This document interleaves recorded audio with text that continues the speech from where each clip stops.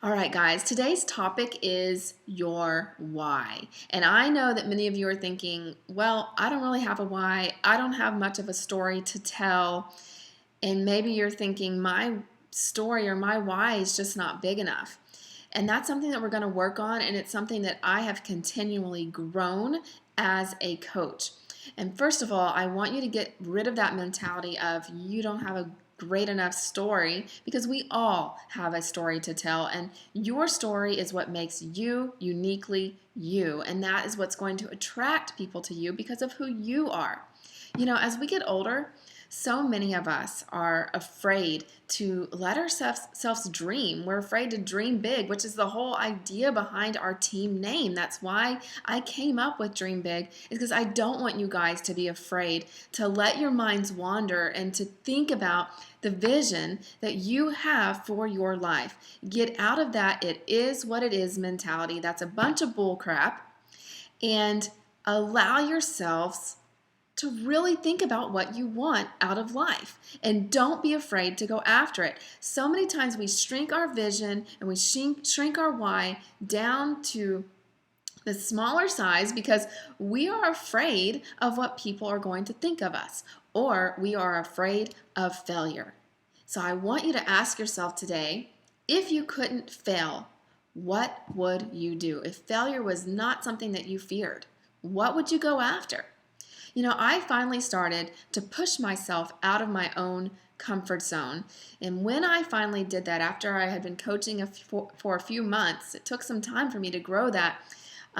That's when things started to really take off for me. I began to think, you know what? I don't care what other people think. I know where my heart is in this business.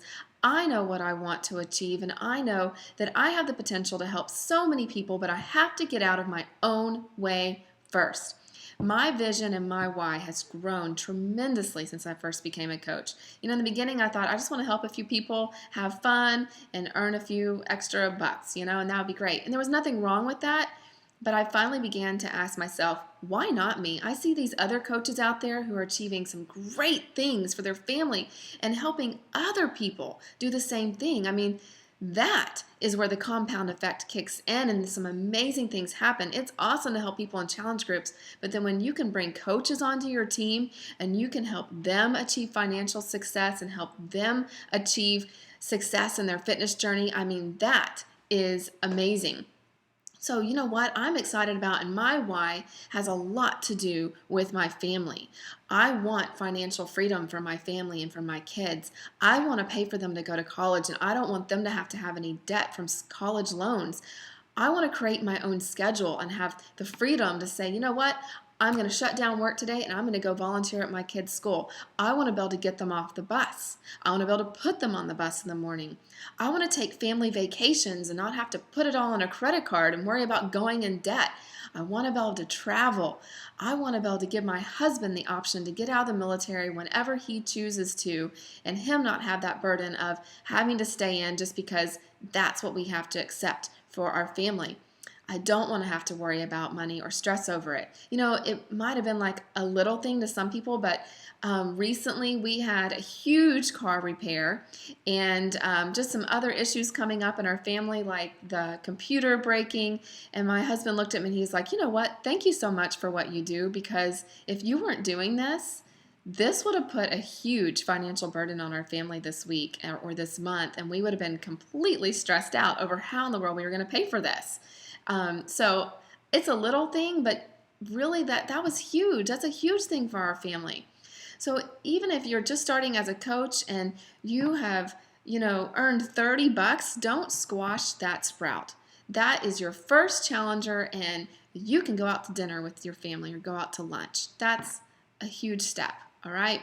All right. So I want your why to be deep. It needs to be something that you can connect with emotionally. And when you have that deep connection, you're passionate about it, it's what's going to keep you going on the hard days. We are going to have hard days. And so many times people lose sight of what their why is. They hit a few bumps in the road, they hear some no's, they have a rough month or a rough couple of months, and they just throw in the towel. And they say, you know what? It's not working. And that's because their why isn't deep enough. I've seen it happen. I've had coaches on my team quit because they don't have a deep enough why and vision for where they want to go with this. What I always tell myself is that when people see you, um, doing this, and you have naysayers, okay, in your life, and people who don't believe in you, or people are telling you no, I tell myself, I'm not going to let them be the reason that I don't succeed, all right? I'm not going to let somebody else keep me from reaching my goals and what I want to accomplish in life. So fight for your why. Remember that you have a bigger purpose. You are all here for a reason, you guys. I truly believe that every single one of you are on this team because you're meant to be here, and you have a greater purpose for your life, and you just have to take hold of it and run with it.